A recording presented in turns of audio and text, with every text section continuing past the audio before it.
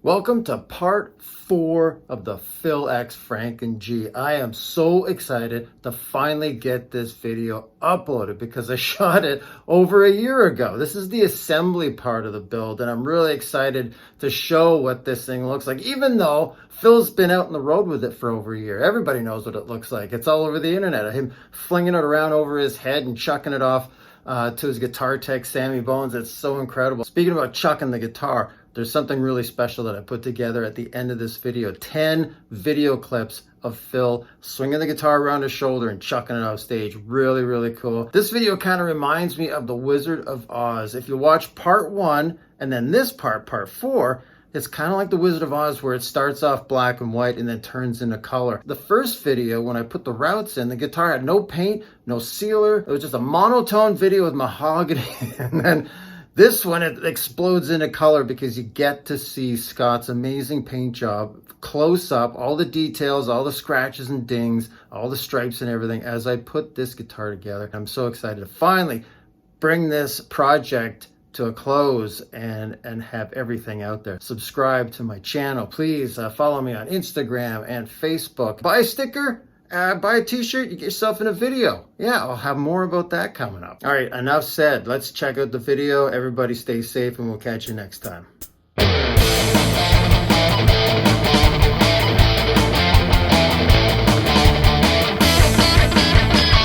other day I finished up the saddles there, and I did the nut as well, but I'm putting the tailpiece on today. That's the next step here. And use some screws a little bit longer than what comes with these, because I know Phil is a pretty wild guy and I'm a guy that likes to overkill things. So I'm just ready to put the screws in here for the bottom of the tailpiece. These look old and beat up. They're brand new. I aged them. This is a Frankie. There's no new stuff on a Frankie. And believe it or not, they're almost going to go all the way through, except they don't. I just want to use as much of that mahogany as possible to anchor this thing in. That's going to be a well-secured tailpiece. Let me tell you that right now. That's not moving anywhere. I'm in the process here of making myself a little drink. A little nuts and bolts cocktail. This is actually vinegar. Vinegar is an acid. It'll take the shine off on most things. Just aging these a little bit, not horrifically. This is not a heavy relic guitar, believe it or not. Some people, I think, over relic stuff for the Frankie. The body is, sure, but a lot of the parts were not overly relic because he changed them out so much. You know, it had a little bit of use. The tuners are straight out of the box. Shiny, shiny, shiny. We want to get that brand new look off of them. And I've just started to go over these a little bit, just with some, little bit of sandpaper, just a little wire brush. Not going crazy, just enough to, you know, take that new look off of it. I have these 2 switches and I'm gonna make one out of these. I bought these 2 off of eBay, really cheap, because these things can go for $100 easily. I bought these for like $12 each from 2 different vendors. One of them is like a signal switch. This one, it's not even like a, see, it doesn't stay put. This one's like a 2-way, like it's just 2 positions. Between the 2, I can make the exact one that I need, except of course for the absolute exact serial number. You know, this is a stage guitar. Nobody's gonna zoom in, you know. Oh, look, it's the wrong number. If you take a look here, you can see this side of the post is a little thicker than this side. So it's got the circle in it, and I was thinking of just shaving it down. But this one here, it doesn't have the circle, but it is even. And it's got these little things here that stick out. I can trim those off. And this one here, you can see it has a little dimple there and there. That's not supposed to be there. This one has no dimples. This phenolic plate has these are missing.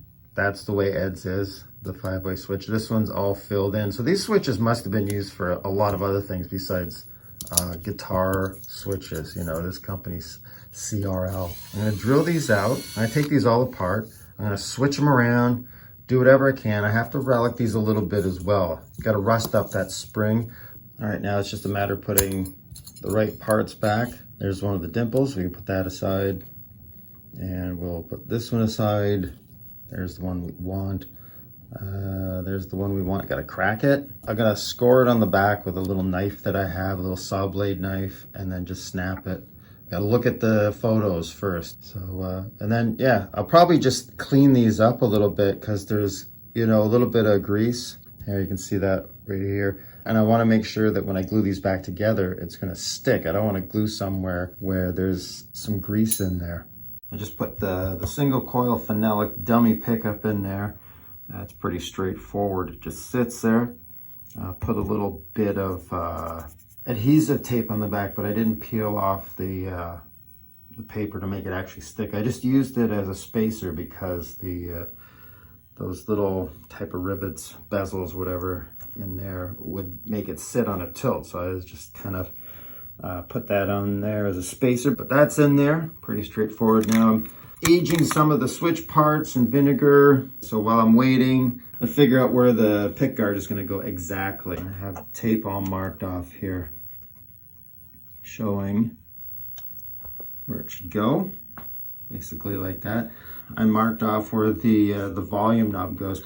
Now, it can't go where Eddie's went because it interferes with this. You know, one of the little things that we had to change, right? So I just want to double check that if I put a hole in the pickguard, I want to make sure it doesn't hit the side of the route that I put on there. And it looks like it's going to fit perfectly. You can see the ground wire from the bridge that I've already put in there. It's sitting under here. I can go ahead and drill the hole, and then we can put the pot in and go from there. Oh yeah, I get the holes drilled. I've soaked this stuff in vinegar as long as I want to. It's pretty much what I expect it to look like, or what I want it to look like. Making it rust completely out of control is not what I was looking for. Sometimes people go a little bit too crazy with the rusting. Eddie's wasn't really rusted. It was just tarnished more than anything. And then just a lot of dirt, a lot of dust built up over the years. This spring did have quite a bit of rust, so I rusted that a little bit more. I have two sets of rivets to put back, and you know, I'm assuming that these two switches were around the same age, but for some reason those rivets look brand new and these ones are black and not corroded but tarnished. So I'm using those, and of course that terminal that is just attached to a wire but just dangling all by itself. So I have to do that because that comes out of where the crack was in the phenolic board here. And then I've got my clean switch. This is the one I'm using for my Frankenstrat project, and I haven't done anything to it, so it's pretty much brand new looking. So just to compare the difference here. But the next thing after I put this together is to put that tangled mess of wire together. And I've come up with a little cheat sheet here, and I've done a little research, tried as best as I can to follow these wires through where they go, where they come from, where they start, where they originate, what that wire would have gone to, what pickup or what tone. So I have here, middle pickup was the orange, probably, you know, who knows? Neck pickup, probably the green. The purple one here, a tone, as far as what I can see and decipher, that's what I think it is. And you know, it's not like this is gonna be wired up and has to work. This is a non-functioning switch. So really, as long as it looks like it does here, we're good. And I put the colors on here just to help me decipher one wire from the other. So boy, that's the middle switch. And we're gonna get that going and put in this guitar. See how that looks, I can't wait. There's the Arcane pickup, the Phil X8, number 199, going into the SG.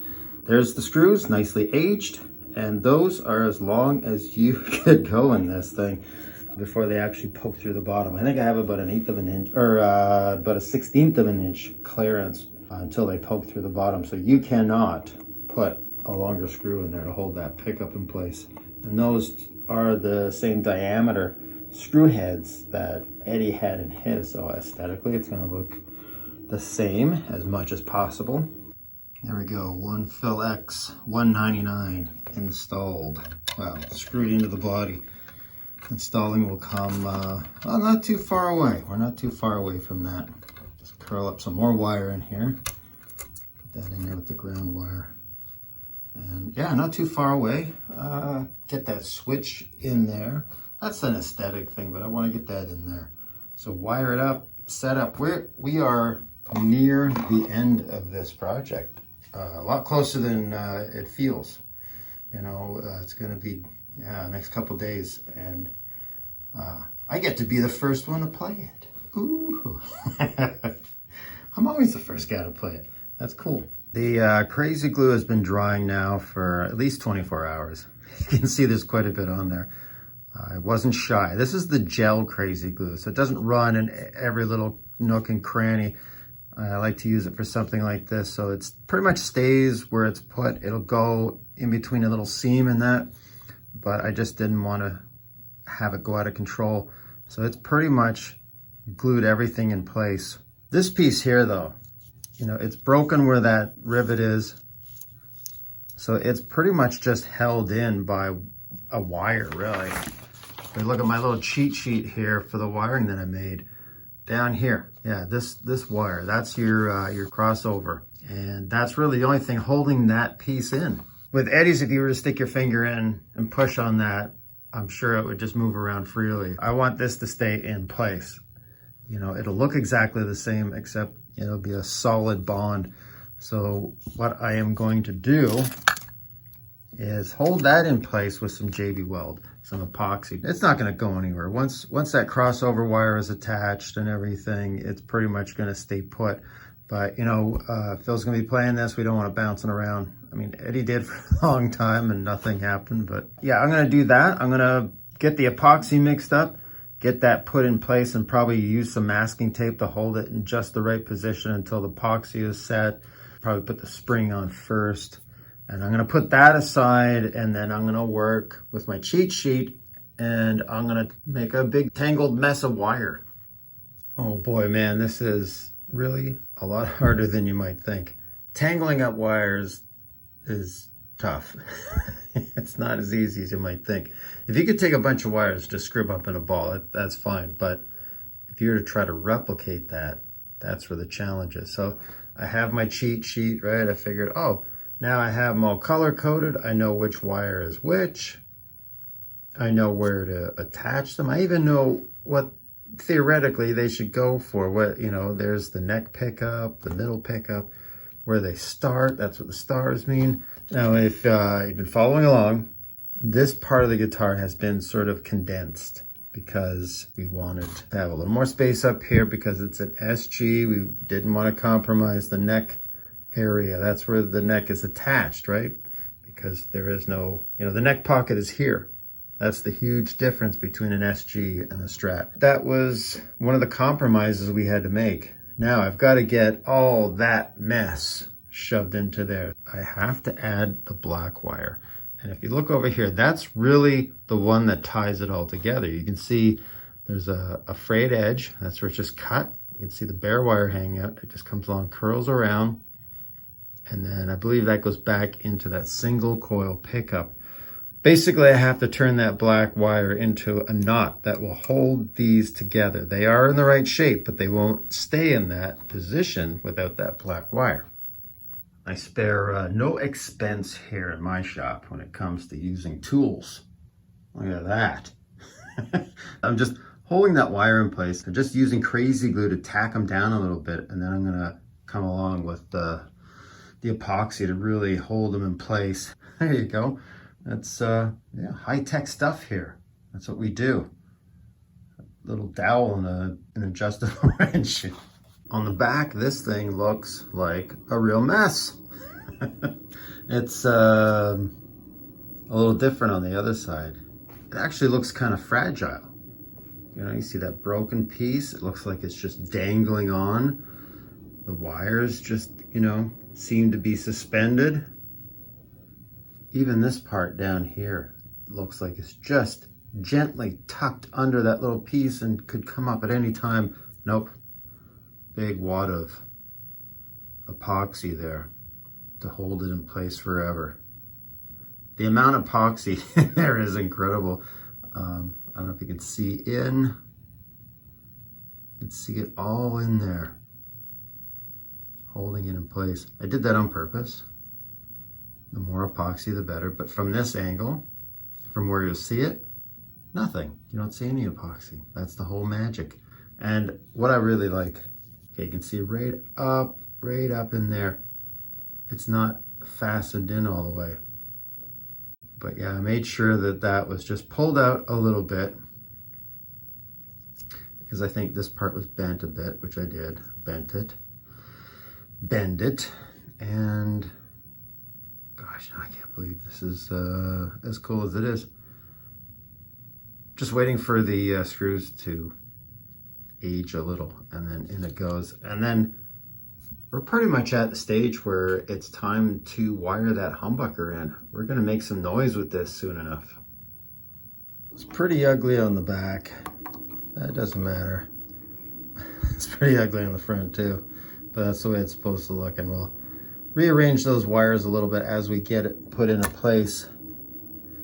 Gotta, you know, maneuver it around a little bit and match this, my cheat sheet. Well, I don't think I can get any closer than that.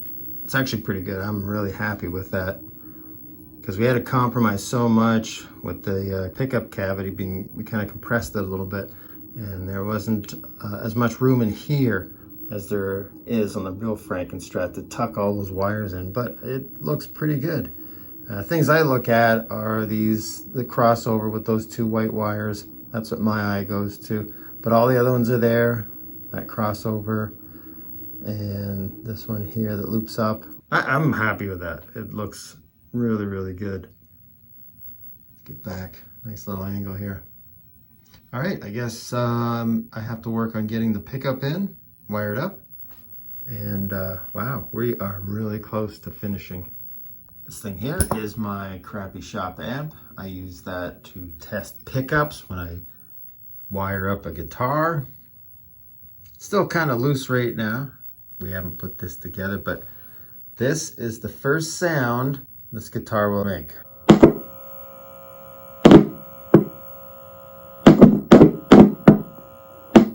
All right, I think we proved our point. Something's working. All right, it's wired up and almost ready to go. We got to get some strings on this thing first, but I didn't really show my soldering job. I tend to get self-conscious with that. I don't know why. I rarely show my soldering work. I've never had any problems with it. Just, I don't think soldering jobs look great. No, except for that one. That's probably the only one I've ever shown. And that doesn't even have to work. But yeah, it's looking sharp. Get some strings on, see how it sounds. Nice. We're finally at this point. Well, my job here is done. I've gone as far as I'm going to go with this. This is actually going to go back to Scott. He's got a few more things to do on it, he says. Some touch-ups or something. I don't know. It looks pretty much perfect to me as far as the paint job goes, the way it should. He's got to put on the quarter. He gave me the quarter, but and the eye hook for the back that goes back here for the strap. Phil has his own system. He's got a big wood screw that he says that he puts on for the other strap. So we're gonna leave that for him, but I'm done. we're all finished here. I put the pickup in and it's wired just like a Seymour Duncan. I put on a used set of strings just so I could get this nut adjusted properly. I just had the grooves in just slightly, just so I knew where they were. And I wanted to wait until, you know, it was done before actually adjusting it down to the right height. So these are the fresh strings that I put on, and it plays nice, sounds great. I did the frets as well. Got those all nice and shiny and smooth, and you can't have Phil cutting his little pinky on those things there when he's shredding. Hey, you know what? Let's flip this thing over. I haven't shown the back side of this thing at all. Look at that. Check that out. It's got the fogging, the reflectors, a little bit of the tape that's supposed to, you know, that was stuck on there, blue paint, all the wear marks, correct reflectors, by the way. I love what he's done there with, you know, because there's no spring route. So he just put a big worn patch and it looks perfect. That is so cool. flip it back here. So this is awesome, and what a great experience this has been from the beginning. Really has. It's been months, actually. I think it's coming in around 3 months by the time, you know, when it first came in, you know, going back and forth between me and Scott. It's going back to Scott again. So yeah, it's a lot of time has been put into this, but we really loved every second of it. And Phil's been a great guy. We talk every day on Facebook, the three of us, Scott, Phil, and I. And a lot of times we don't even talk about guitars. You know, we talk about other things and joke around. So it's been quite the experience, and I hope Phil keeps in touch after. I got to trim these things here. And yeah, all right. I don't know what more I can say. Just that this was a great experience. Watch all the videos. Subscribe to my channel. A lot of stuff like this is coming up. Oh my goodness. Follow me on Facebook, Instagram. Thanks very much, Phil, for letting me be part of this amazing guitar project. It was a lot of fun. All right. Take care, everybody. Stay safe.